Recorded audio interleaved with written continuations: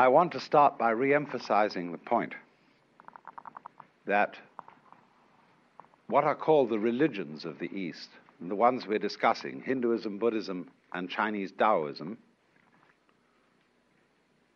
they don't involve that you believe in anything specific. And they don't involve any idea of obedience to commandments from above. And they don't involve any conformity to a specific ritual, although they do have rituals, but their rituals vary from country to country and from time to time. Their objective is always not ideas, not doctrines, but a method for the transformation of consciousness. That is to say, for a transformation of your sensation of who you are. And I emphasize the word sensation because it's the strongest word we have for feeling directly. When you put your hand on the corner of a table, you have a very definite feeling. And when you are aware of existing, you also have a definite feeling. But in the view of these methods or disciplines, the ordinary person's definite feeling of the way he exists and who he is a hallucination. To feel yourself as a separate ego, a source of action and awareness that is entirely separate and independent from the rest of the world, somehow locked up inside a bag of skin, is seen as a hallucination. That you are not a stranger in the earth, that comes into this world either as a result of a natural fluke or being a sort of spirit that comes from somewhere else altogether. But that you, in your fundamental existence, you are the total energy that constitutes this universe, playing that it's you, playing that it's this particular organism, and even playing that it's this particular person. Because the fundamental game of the world is a game of hide and seek. That is to say, that the colossal reality, the energy that is everything,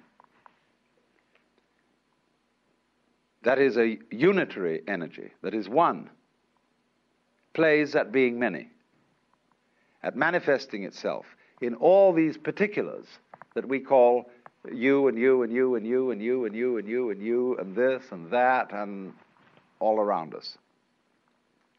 And it's fundamentally a game. And you can say that this goes really for all the systems that I'm talking about. It's the basis of Hinduism, of Buddhism, and of Taoism, this intuition. Now, today we're going to talk about Buddhism. Buddhism is an offshoot of Hinduism. You could, in a way, call it a reform of Hinduism, or Hinduism stripped for export. It originates in northern India, close to the area that is now Nepal, shortly after 600 BC. There was a young prince by the name of Gautama Siddhartha who became the man we call the Buddha. Now, the word Buddha is not a proper name, it's a title. And it's based on the Sanskrit root Buddh, B-U-D-H, which means to be awake. And so you could say the Buddha is the man who woke up from the dream of life as we ordinarily take it to be and found out who he was, who he is. It's curious that this title was not something new.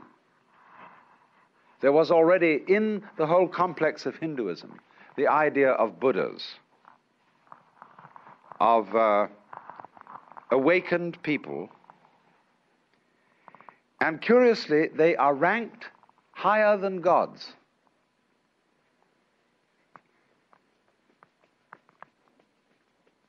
Because in the view of Hinduism, even the gods, or the angels, the devas, are still bound on the wheel of the sort of squirrel cage of going round and round and round in the pursuit of success.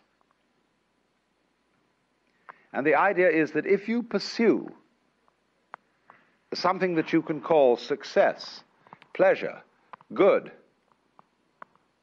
virtue, which originally, of course, means strength, magical power, all these positive things, you are under illusion because the positive cannot exist without the negative. To be, you only know what to be is by contrast with not to be. So if we say, now, there is a coin in the left hand, there is no coin in the right.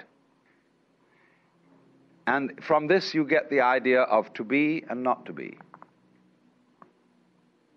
And you can't have the one without the other. So if you try to pursue, to gain the positive, and to deny, get rid of the negative, it's as if you were trying to arrange everything in this room so that it was all up and nothing was down. You can't do it. You set yourself an absolutely insoluble problem. Because the basis of life is spectrum. I'll consider the spectrum of colors. When you think of a spectrum, in what form do you think of it? Most people think of it as a ribbon, with red at one end and purple at the other. But the spectrum is actually a circle, because purple is the mixture of red and blue. It goes right round. And so in this way, all sensation, all feeling, all experience whatsoever is moving through spectra. You don't only have the spectrum of color, you have a spectrum of sound, you have various complex spectra of texture, of smell, of taste, and you're constantly operating through all the possible variations of experience. And it implies that you can't know one end of the spectrum without also knowing the other. So if you wanted, say your favorite color is red, and you wanted only red, and you had to exclude, therefore, blue and purple. Without blue and purple, you can't have red. Behind, of course, all the various colors in the spectrum is the white light. And behind everything that we experience, all our various sensations of sound, of color, of shape, of touch, there's the white light.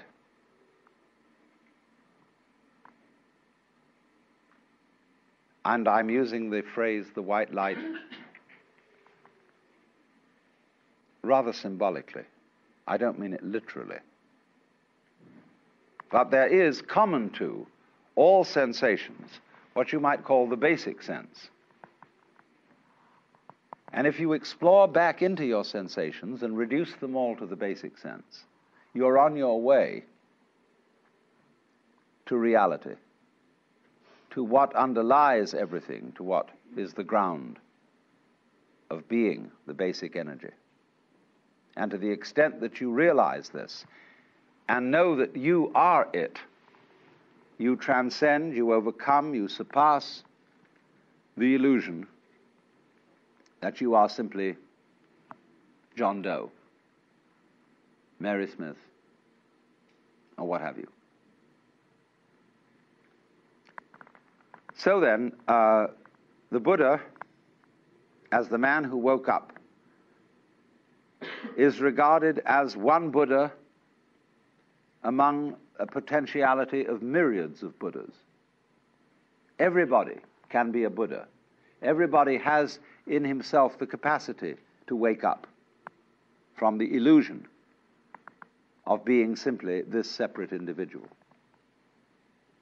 The Buddha made his doctrine very easy to understand, because in those days there wasn't very much writing being done, and people committed things to memory. And so he put his doctrine or method in various formulae, which are very easy to remember, and I'm going to explain it in those terms so that you can remember it just as well.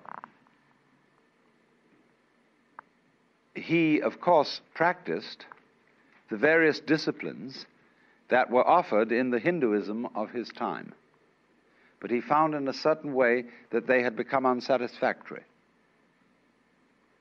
because they had overemphasized asceticism, had overemphasized putting up with as much pain as you can. There was a feeling, you see, that if the problem of life is pain, let us suffer.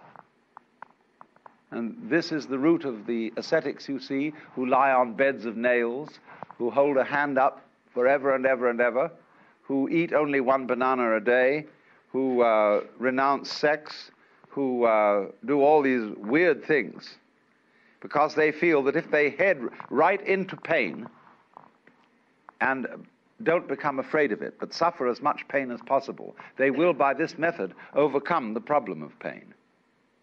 And they will set themselves free from anxiety. There's a certain sense in that, as you can obviously see. Supposing, for example, you have absolutely no fear of pain. You have no anxieties. You have no hang-ups. How strong you would be. Nobody could stop you. You would have ultimate courage. But the Buddha was very subtle. He is really the first historical psychologist, the great psychologist, psychotherapist. He is very subtle because he saw that a person who is fighting pain, who is trying to get rid of pain, is still really fundamentally afraid of it. And therefore, the way of asceticism is not right. Equally, the way of hedonism, of seeking pleasure, is not right. So the Buddha's doctrine is called the middle way, which is neither ascetic nor hedonistic. So it's summed up in what are called the Four Noble Truths. And the first is called Dukkha.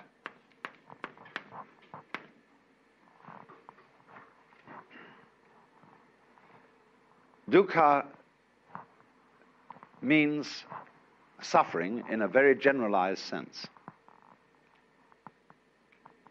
You could call it chronic frustration. And it is saying that life as lived by most people is dukkha. Is an attempt, in other words, to solve insoluble problems. Try to draw a square circle. You can't, because the problem itself is meaningless. Try to arrange the things in this room so that they're all up and none of them down. It is meaningless.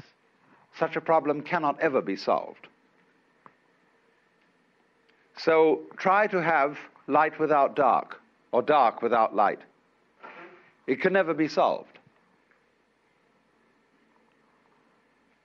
So the attempt to solve problems that are basically insoluble and to work at it through your whole life, that is dukkha. Now, he went on to analyze this, that there are what he called three signs of being. The first is dukkha itself, frustration. The second is anitya. And this means the letter A in Sanskrit at the beginning of a word is often the equivalent of our non. So nitya means permanent. Anitya means impermanent. That every manifestation of life is impermanent. And therefore, our quest to make things permanent, to straighten everything out, to get it fixed, is an impossible and insoluble problem. And therefore, we experience dukkha, or this sense of fundamental pain and frustration, as a result of trying to make things permanent. And the third sign of being is called anatman. Now, you know from my talk on Hinduism that the word atman means self. Anatman means, therefore, non-self. That there is in you no real ego. Now, I've explained that already. I've explained, in talking about Hinduism, that the idea of the ego is a social institution. It has no physical reality. It is simply, the ego is your symbol of yourself. Just as the word water is a noise which symbolizes a certain liquid reality, so the idea of the ego, the role you play, who you are, is not the same as your living organism. Your ego has absolutely nothing to do with the way you color your eyes, shape your body, circulate your blood. That's the real you. But it's certainly not your ego, because you don't even know how it's done from the standpoint of your conscious attention. So the idea of anatman is firstly that the ego is unreal. There isn't one.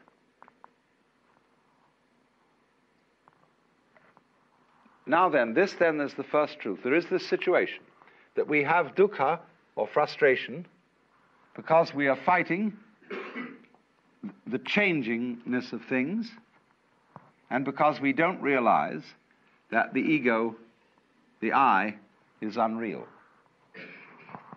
The second of the Four Noble Truths is then called Trishna.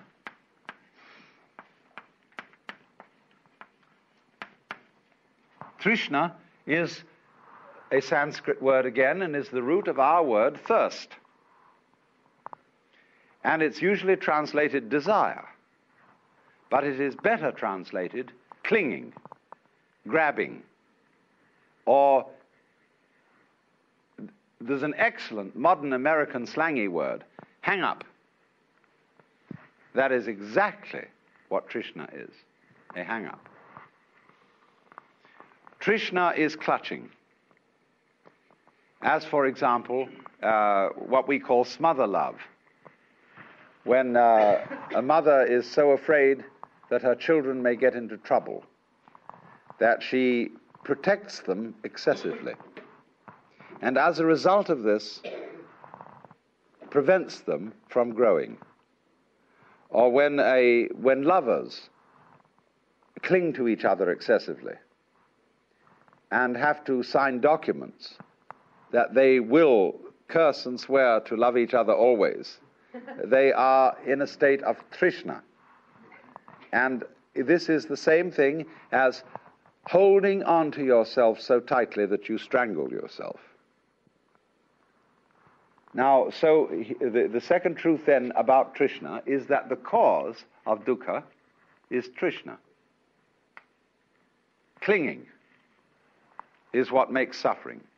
If you don't recognize that this whole world is a phantasmagoria, an amazing illusion, a weaving of smoke, and you try to hold on to it, you see, then you start suffering. seriously suffering. Trishna is in turn based upon avidya.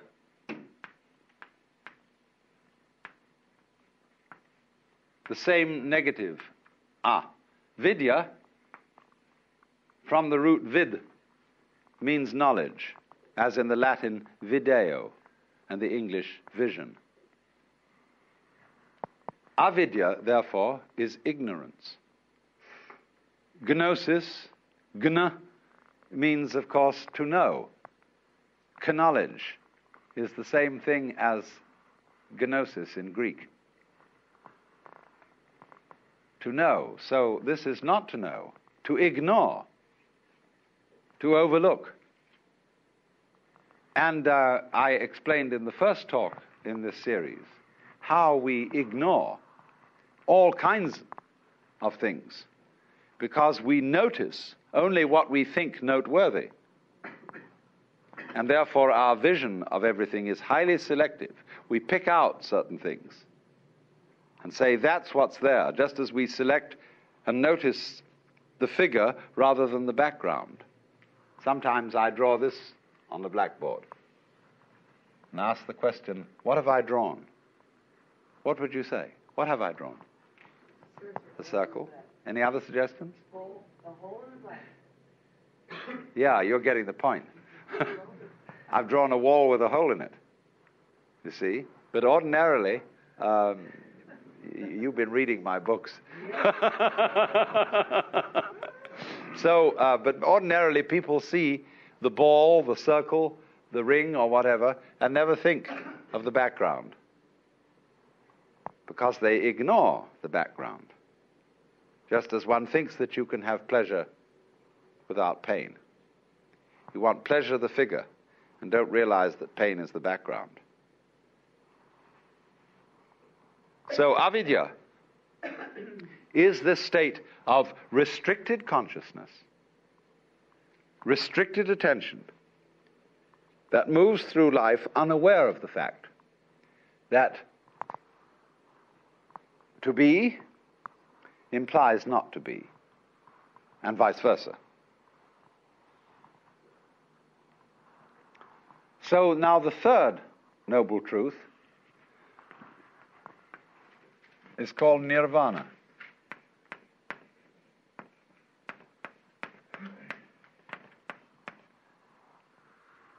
This word means blow out.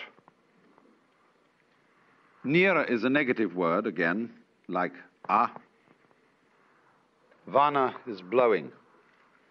So it's a kind of outblowing. Now, in breathing, you know that breath is life. The Greek word, you may pronounce it pneuma or pneuma, is the same as spirit. And spirit means breath. In the book of Genesis, when God had made the clay figurine that was later to be Adam, he breathed the breath of life into its nostrils. And it became alive, because life is breath. But now, if you hold your breath, you lose it. He that would save his life will lose it. So breathe in, breathe in, breathe in, get as much air as you can, and Trishna, cling, and you lose it. So nirvana means breathe out.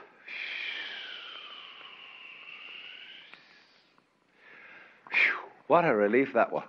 The sigh of relief. Let it go.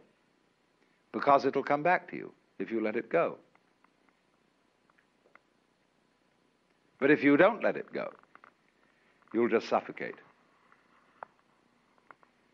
So a person in the state of nirvana is what we might call a blown out person.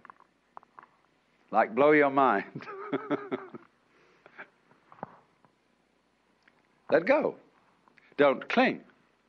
And then you're in the state of nirvana. And I re-emphasize the point. This is not, I'm not preaching, see? not saying this is what you ought to do. I'm simply pointing out a state of affairs that is so. There's no moralism in this whatsoever. It's simply pointing out, like, if you put your hand into the fire, you'll get burned. You can get burned if you want to. That's okay. But if it so happens that you don't want to get burned, then you don't put your hand in the fire. So in the same way, if you don't want to be in a state of anxiety all the time, and again I emphasize, if you like to be anxious, it's perfectly all right. See, Buddhism never hurries anyone on. They say, you've got all eternity through which to live in various forms. And therefore, you don't have just one life in which you've got to avoid eternal damnation. You can go running around the wheel and the rat race and play that game just as long as you want to, so long as you think it's fun. But if there comes a time when you don't think it's fun, you don't have to do it. So I wouldn't say to anyone who disagrees with me and who says, well, I think we ought to engage the forces of evil in battle and put this world to right and so on and so forth and arrange everything in this world so that it's all up. Try it, please. It's perfectly okay. Go on doing that.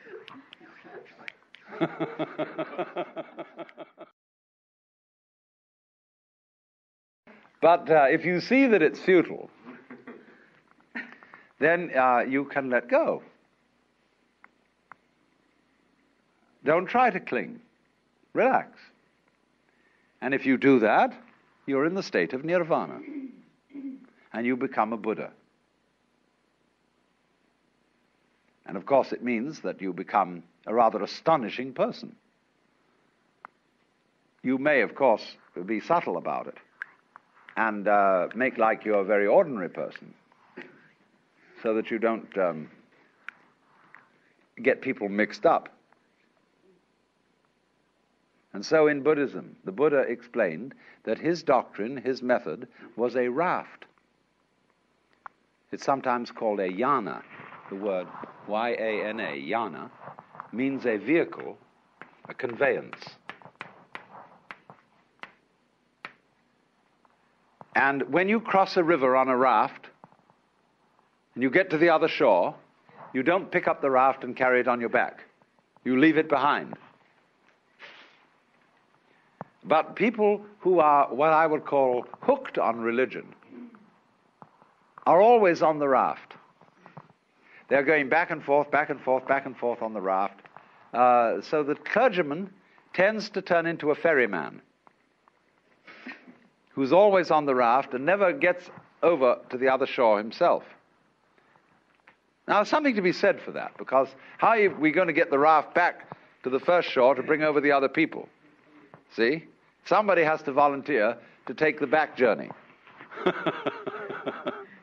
But he must be awfully careful to realize that the real objective is to get the people across and set them free. If you dedicate yourself to ferrying people across, don't ask them to come back on the raft with you, because you'll get overcrowded and people will think that the raft is the goal rather than the other shore. So when I find this in actual practice, that when clergymen do not ever ask for money, and it's all right, like a doctor who simply charges a fee. Says, you come to me, you pay me so much. But the clergyman says, he doesn't say pay me so much. He says, we would like your pledge, your voluntary contribution. See, and then nobody knows what to give. That's the idea of the raft. Now then, the fourth noble truth is called marga.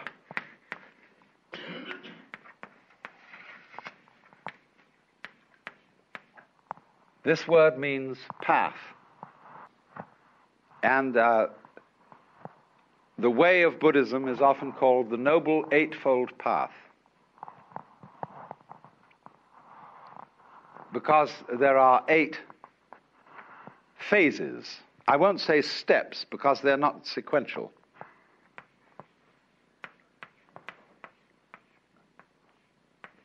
Samyak is a very curious phrase. It doesn't mean right in our sense of correct.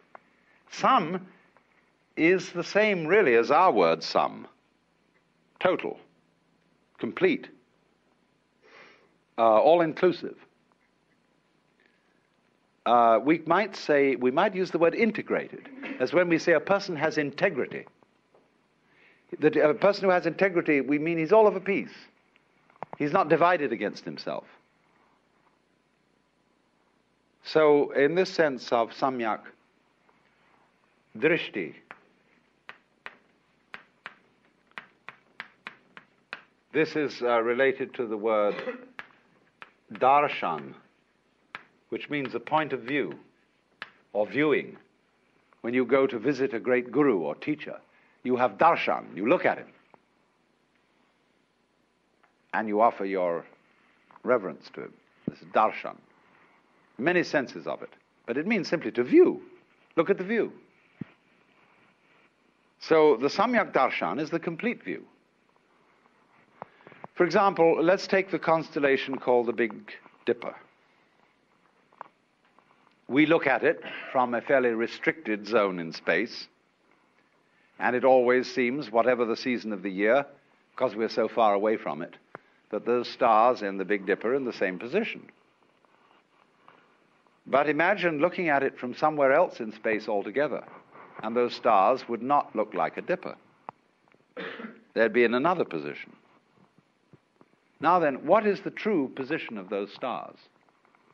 Don't you see there isn't one? Because wherever you look, the position alters.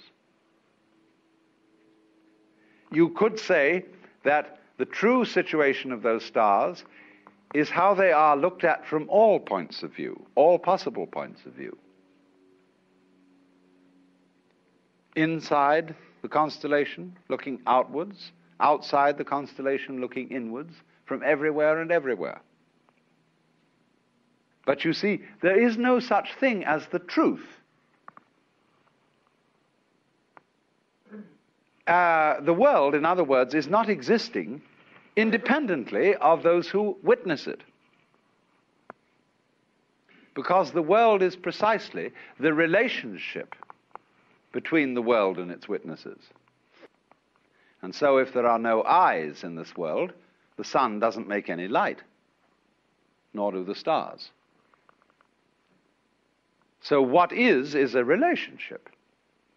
You can, for example, prop up two sticks by leaning them against each other, and they will stand. But only by depending on each other. Take one away and the other falls.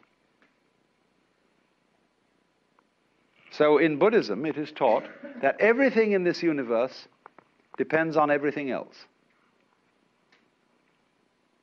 That we have a kind of a huge network, and this is called the Doctrine of Mutual Interdependence.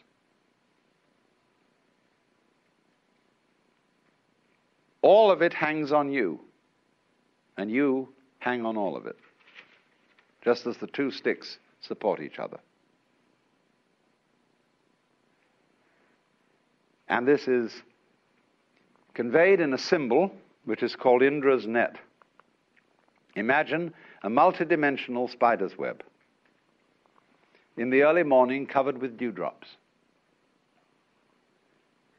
And every dewdrop contains the reflection of all the other dewdrops.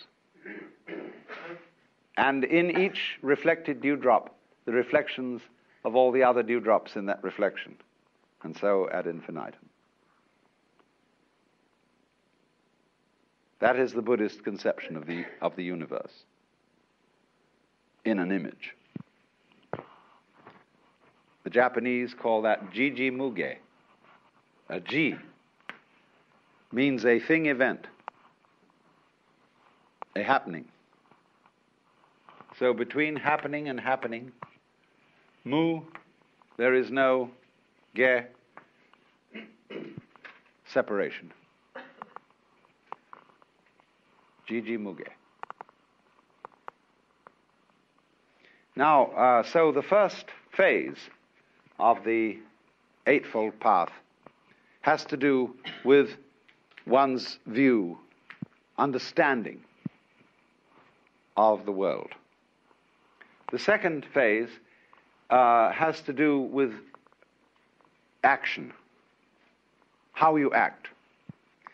Buddhist idea of ethics is based on expediency. If you are engaged in the way of liberation and you want to clarify your consciousness, doing that is inconsistent with certain kinds of action. So every Buddhist makes 5 vows, 5 precepts. And you may perhaps have heard the Buddhist formula of taking what is called Panchasila, the 5 precepts. And they take what are called Tisarana, the 3 refuges, and the 5 precepts. The refuges are the Buddha, the Dharma, the Doctrine, and the Sangha, the fellowship of all those who are on the way. So the priest, the bhikkhu, the Buddhist monk, and the lay people will chant the formula. Buddhang saranang gacchami, Dhanghang saranang gacchami, Sanghang saranang gacchami. Those are the 3 refuges, the Buddha, the Dharma, and the Sangha. Then they take the 5 precepts. Panatipata veramani sikapadang samadhiyami. Adinadana veramani sikapadang samadhiyami. Kamesu michachara veramani sikapadang samadhiyami. Musavada veramani sikapadang samadhiyami. Kamesu michahara veramani sura merya majapamadatana veramani sikapadam samadhiyami. So they take these 5 precepts. Panatipata. I undertake the precept to abstain from taking life. Adinadana. I undertake the precept to abstain from taking what is not given. Kamesu michahara. I undertake the precept to abstain from exploiting the passions. Musavada. I undertake the precept to abstain from falsifying speech. Sura merya majapamadatana. I undertake the precept to abstain from being intoxicated by sura, merya, and majapamadatana, whatever they were.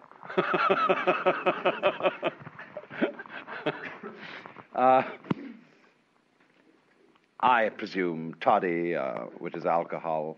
I don't know what else it was. Nobody does know. Because you see, if you start killing people or taking life, you're in trouble. You set up an opposition, and you've got to become involved in taking care of it. If you start stealing, you worry people. You upset people's orientation in life, because if you suddenly come back home for dinner and find somebody's stolen your table, where are you going to serve dinner? If you exploit your passions, it means that when you feel bored, and somehow that life is a little bit empty, you say, well, now what are we going to do this evening? Let's go and get stuffed. A lot of people who suffer from obesity are trying to simply fill their empty psyche by stuffing themselves with food. Well, it's the wrong cure. So, likewise, musavada, if you start telling lies to everybody, you know what happens when you start telling lies. You have to tell extra lies to cover up the first one, and you get into the most hopeless misunderstanding. Speech collapses. And, of course, the intoxication is the same problem as the exploitation of the passions. So there's a purely kind of practical, expedient, utilitarian approach to morals. There's another side to this which doesn't enter into the precepts, which I will explain later. So that's the third phase of the Eightfold Path. Then the second phase. Then the third phase has to do with your mind, with your state of consciousness.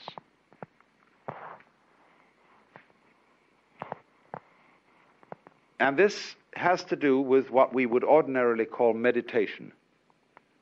There are the two final, the seventh and eighth aspects of the path are called Samyak Smriti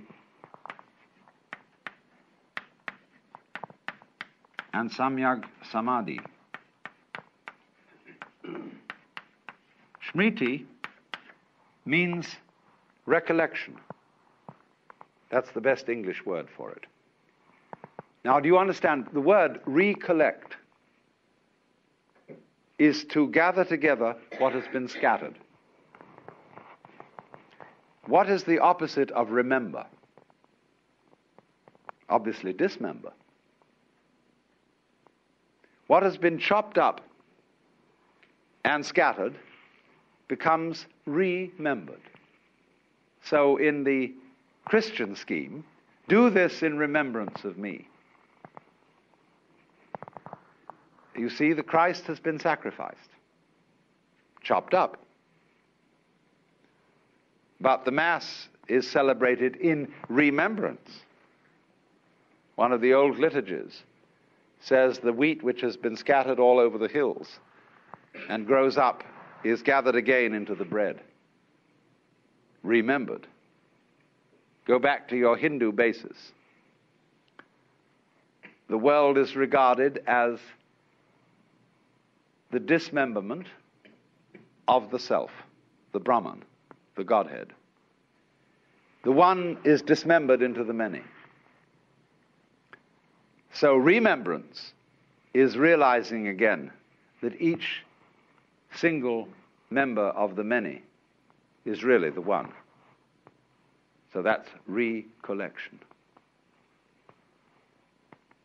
You can think of it too in another way, and it's really the same way if you think it through.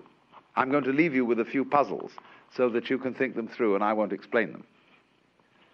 But another way is to be recollected, is to be completely here and now. Are you here and now? Are you really here? There was a wise old boy who used to give lectures on these things, and he would get up and not say a word. He would just look at the audience. And he'd examine every person individually. And they'd all start feeling uncomfortable. He wouldn't say anything. He'd look at them all. And then he'd suddenly say, "Wake up! You're all asleep. And if you don't wake up, I won't give you any lecture." Are you here, recollected? See, most people aren't. They're bothering about yesterday and wondering what they're going to do tomorrow. And aren't all here. That's a definition of sanity, to be all there. So to be recollected is to be completely alert, available for the present. Because that's the only place that you are ever going to be in. Yesterday doesn't exist. Tomorrow never comes. There is only today. A great Sanskrit sort of invocation says, "Look to this day, for it is life. In its brief course lie all the realities of our existence. Yesterday is but a memory. Tomorrow is only a vision. Look well, then, to this day. Such is the salutation of the dawn." So, Smriti means, then, recollectedness in the sense of being all here. In the sense that this is the only where there is. Then beyond that comes Samadhi. Again, notice the presence of this word SAM, sam. Samadhi is integrated consciousness in which there is no further separation between the knower and the known, the subject and the object.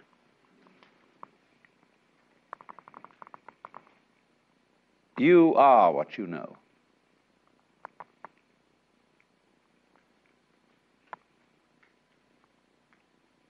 Now we think in the ordinary way that we are the witnesses of a constantly changing panorama of experience, from which we, as the knowers of this, in a way stand aside and watch it. We think of our minds as a kind of tablet upon which experience writes a record, and the tablet is always there, although the experience goes by. And eventually the experience, by writing so much on the tablet, wears it out. It's all scratched away, and you die. See? But actually, if you will investigate this, and you have to experiment on this because I cannot explain it to you in words, you can only find it out for yourself. There is no difference between the knower and the known. When you say, I see a sight, I feel a feeling, you are using redundant language. I see implies the sight. I feel implies the feeling. Do you hear sounds? No. You just hear. Or you can say, there are sounds. Either one will do. So you will find, if you thoroughly investigate the process of experiencing, that the experiencing is the same as the experiencer. And this is the state of samadhi. I put it originally in this form, that the organism and the environment are a single behavioral process. So, likewise, is the knower and the known.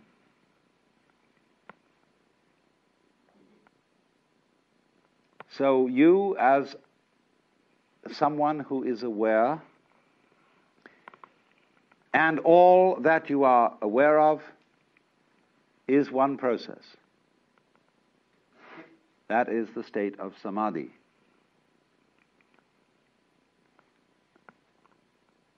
And you get to that state by the practice of meditation.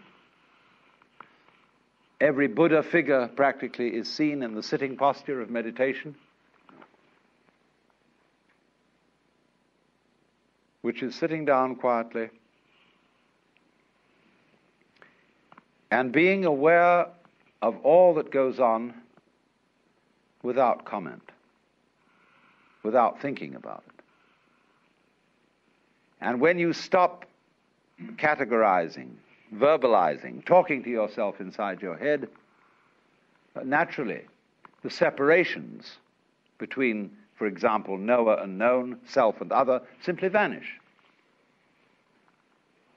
Can you point to the difference between my 5 fingers? Where will you put your finger if you want to point to the difference? You see, the idea of difference is an abstraction. It just isn't there in the physical world. Of course, that's not saying that the fingers are joined like a duck's claws with a web, but that it's just that. They're not the same. That's an idea. They're not different. That's an idea. And these ideas just aren't here. See? You can't point to it. You can't put your finger on it. Get then to the state of affairs where you see the world free from concepts. That's what Buddhists mean by void. When they say the world is basically, the they use the phrase shunya. That has a meaning of like empty, void. Everything is shunya. This has certainly also the meaning of anitya, of transience, but basically it means you can't catch the world in a conceptual net. Just if you try to catch water in a net, it all slips through. If you try to tie up water in a paper package or grab it in your hands, it all flows through. So, shunya, it doesn't really mean that the world itself, that the energy of the world is nothing at all. It means that no concept of it is valid.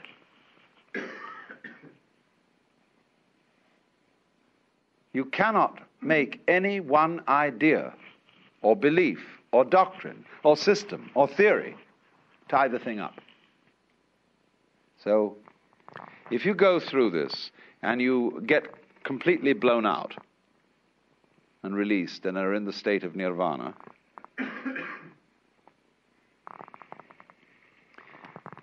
for no reason that anybody can explain, just as, for example, as I pointed out, when you see that you can't change yourself, you can't lift yourself up by your own bootstraps, you then get a new access of psychic energy. So in exactly the same way, when you get to this state of nirvana, there wells up from within you what the Buddhists call karuna, or compassion. The sense that you aren't different from everybody else. Everybody else's suffering is your suffering. And so this tremendous sense of solidarity with all other beings arises. So that he who reaches nirvana doesn't, as it were, withdraw into a sort of isolated peace,